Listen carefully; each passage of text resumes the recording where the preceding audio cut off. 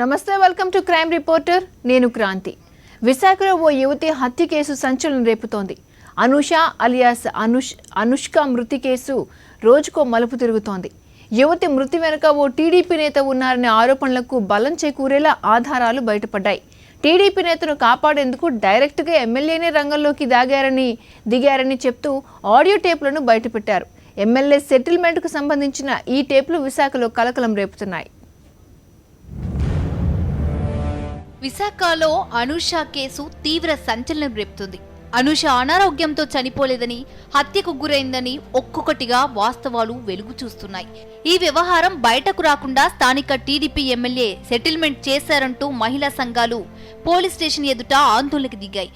బయటపడ్డ ఆడియో టేపులను ఆధారంగా చూపుతున్నాయి. కేసును అటకెక్కించేందుకు స్థానిక ఎమ్మెల్యే విశాఖ నగర టీడీపీ అధ్యక్షుడు వాసుపల్లి గణేష్ కుమార్ ఈ కేసుతో సంబంధమున్న వ్యక్తులతో చాలాసార్లు పంచాయతీలు చేశారు.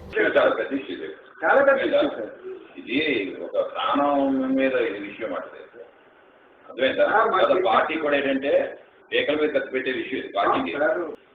లేదంటే నా దగ్గరికి వచ్చిన వెంటనే ఇష్యూ వచ్చిన వెంటనే నాకు జరిగిందా లేదా అని నేను పక్కన పెట్టాను. అంతేనే పార్టీ కట్టుబడున్నాం కాబట్టి జరిగిపోయినా సరే నేనేమో సపోర్ట్ చేయాలి అంతేనే, అంతే. అది ఆ తర్వాత ఆ పిల్లలకి ఎలా సపోర్ట్ చేయాలి, ఆ పిల్లలకి రుణం ఎలా తీసుకోవాలంటే ఆ తర్వాత నేను ఆలోచిస్తాను. జరిగిపోయింది. ఏ 2 లక్షలు 3 లక్షలు ఇచ్చేసి తప్పునేమో నేనేమో 6 లక్షలు రుణం తీసుకుంటాను తప్పించి ఇవే మాత్రం నేను పూర్తిగా ఏదైనా సేఫ్గా చేసేయడమే నా బాధ్యతనే. ఇలా సిపి దగ్గరికి వెళ్తాను, మాట్లాడి ఆపేస్తాను అది ఇష్యూ అంతా. ఎంతవరకు వెళ్తాను నేను.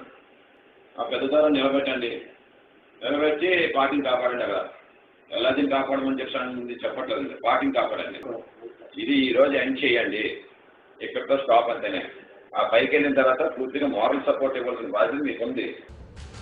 స్వయంగా టీడీపీ ఎమ్మెల్యే నోటి వెంట అనూష విషయం విన్నారు కదా, మ్యాటర్ను ఇంతటితో వదిలేయాలని కార్యకర్తలను హెచ్చరించిన వైనాన్ని విన్నారు కదా.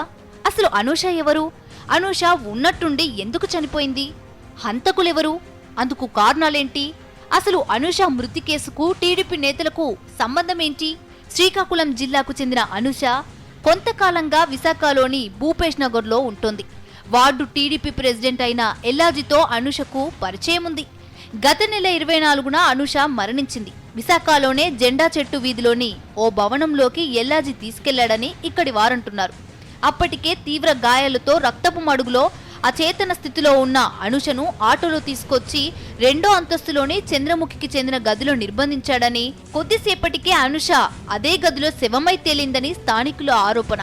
తీవ్ర గాయాలతో రక్తమోడిన అనూషను చాలా ఆవేశంతో ఊగిపోతూ ఎల్లాజి ఈడ్చుకుంటూ వెళ్తుండటం చూశామని సాక్షాత్తు స్థానికంగా ఉండే టీడీపీ కార్యకర్త మైత్రి సంఘం సభ్యుడు మసేన్ చెప్తున్నారు.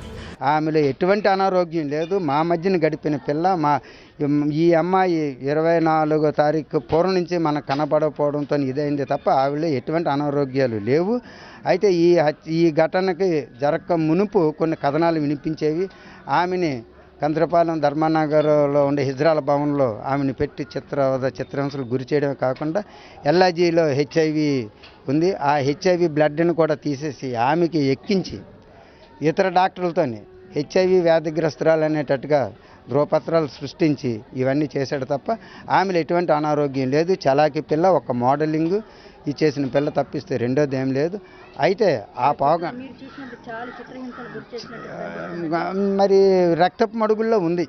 మరి అప్పుడు అదే మొట్టమొదటి చోట రక్తపు మడుగుల్లో ఉంది చేసింది. కేవలం అది హత్యే తప్ప ఏమాత్రం కూడా ఆమె ఆత్మహత్య కానే కాదు. ఆవిలో ఏ విధమైన అనారోగ్యాలు కూడా లేవు. కాబట్టి ఈ విషయం నేను ప్రత్యక్షంగా చూడడం జరిగింది. అనూషను ఎల్లాజే చంపాడనేందుకు బలమైన కారణాలు ఉన్నాయంటున్నారు స్థానికులు. ఆ విషయాలు చాలా ఆసక్తిగా కూడా ఉన్నాయి. ఎల్లాజీ స్థానికంగా ఉండే మరో వ్యక్తి కిషోర్తో చాలా సన్నిహితంగా వ్యవహరించేవాడు. ఒక రకంగా చెప్పాలంటే ఎల్లాజీకి అన్ని విషయాల్లోనూ కిషోర్ సన్నిహితుడే, రాజకీయంగా కుడిభుజం. అలాంటి కిషోర్ కుమార్ ఓ ఫంక్షన్లో అనూషపై మనసు పడ్డాడు. ఇద్దరూ ప్రేమించుకున్నారు. ఎల్లాజీకి చెప్పకుండా కొన్ని రోజులు పారిపోయారు కూడా. తాను బాగా ఇష్టపడే కిషోర్ కుమార్ దూరం అవడానికి అనూష అనే కారణమని భావించిన ఎల్లాజీ అనూషపై కక్షగట్టాడని ఆరోపణలు చేస్తున్నారు స్థానికులు.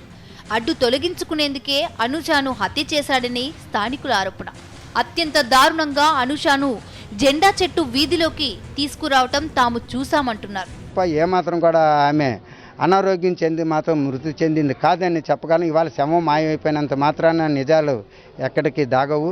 కావాలంటే ఈ చివరికి అడిగిన అనూష వ్యక్తిత్వం ఏంటో, అనూష మనస్తత్వం ఏంటో ప్రతి ఒక్కరూ చెప్తారు. ఇది చాలా క్రూరమైన చర్య.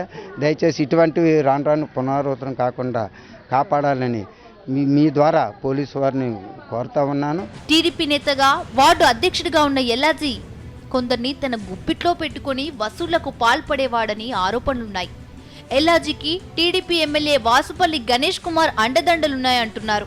ఎల్లాజీ తన ఉనికి చాటుకునేందుకే తన మాట వినని వారిపై ఎంతకైనా తెగించేవాడని స్థానికులు చెబుతున్నారు. అనూషను కూడా అలాగే మట్టుబెట్టాడంటున్నారు. అనూష మృతి విషయంలో ఆ నోటా ఈ నోటా స్థానికంగా సంచలనంగా మారటంతో పంచాయతీ కాస్త ఎమ్మెల్యే వాసుపల్లి గణేష్ కుమార్ దగ్గరకు వెళ్ళింది. తెలుగుదేశం పార్టీ పరువు గంగలో కలుస్తుందని పసిగట్టిన ఎమ్మెల్యే ఎల్లాజీకి వ్యతిరేకంగా ఉన్న పార్టీ కార్యకర్తలను పిలిచి సెటిల్మెంట్ చేశాడు. ఎమ్మెల్యే సెటిల్మెంట్ చేస్తున్న ఆడియో టేపులు ఇప్పుడు హాట్ టాపిక్ గా మారాయి. ఇది ఒక ప్రాణం మీద విషయం అర్థమైందా? పార్టీ కూడా ఏంటంటే ఏకల మీద ఖర్చు పెట్టే విషయం ఇది పార్టీకి. లేదంటే నా దగ్గరకు వచ్చిన వెంటనే ఇష్యూ వచ్చిన వెంటనే నాకు జరిగిందా లేదా అని నేను పక్కన పెట్టాను అంతేనే. పార్టీ కట్టుబడి ఉన్నాం కాబట్టి జరిగిపోయినా సరే నేనేమో సపోర్ట్ చేయాలి అంతేనే, అంతే. అది ఆ తర్వాత ఆ పిల్లలకి ఎలా సపోర్ట్ చేయాలి, ఆ పిల్లలకి రుణం ఎలా తీసుకోవాలంటే ఆ తర్వాత నేను ఆలోచిస్తాను. జరిగిపోయింది. 2 లక్షలు 3 లక్షలు ఇచ్చేసి అప్పుడేమో నేనేమో 6 లక్షలు రుణం తీసుకుంటాను తప్పించి ఇవే మాత్రం నేను పూర్తిగా ఏదైనా సేఫ్గా చేసేయడమే నా బాధ్యత అంతేనే. ఇలా నేను సిపి దగ్గరికి వెళ్తాను, మాట్లాడి ఆపేస్తాను అది ఇష్యూ అంతానే. ఎంతవరకు వెళ్తాను నేను. ఆ పెద్ద ద్వారా నిలబెట్టి పార్టీని కాపాడండి. అక్కడ ఎల్లాజీని కాపాడమని చెప్పట్లేదు, పార్టీని కాపాడండి. ఇది ఈరోజు ఎండ్ చేయండి, ఇక్కడితో స్టాప్ అంతేనే. ఆ పైకి వెళ్ళిన తర్వాత పూర్తిగా మోరల్ సపోర్ట్ ఇవ్వాల్సిన బాధ్యత మీకు ఉంది. ఎమ్మెల్యే ఆడియో టేపులు బయటపడటంతో వెనుక కారణంగా చూపుతూ మసిన్తో పాటు పలువురు కార్యకర్తలకు షోకాజ్ నోటీసులు జారీ చేశారు. అనూష మరణానికి కారణమైన ఎల్లాజీపై చర్యలు తీసుకోకుండా తమకు నోటీసులు జారీ చేయడంపై కార్యకర్తలు ఆగ్రహం వ్యక్తం చేస్తున్నారు.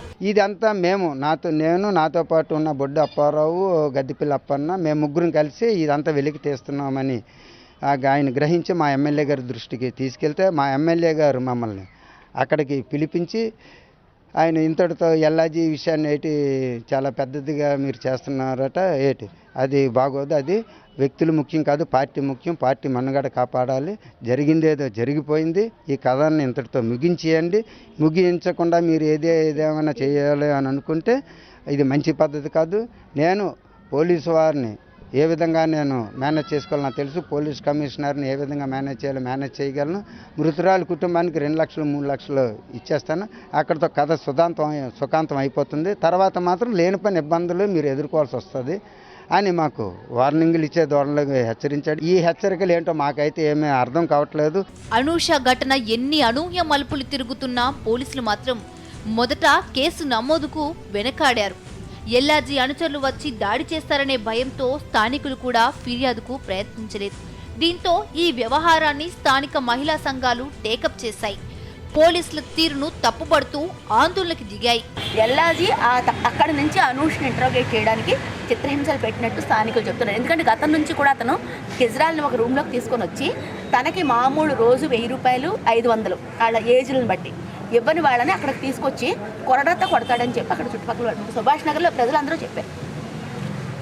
దెబ్బ గట్టిగా తగలడం కోసం అని చెప్పి వాళ్ళతో షార్ట్లు వేయించి మరీ కొరడాతో కొడతాడని చెప్పి అక్కడ వాళ్ళు చెప్పారు.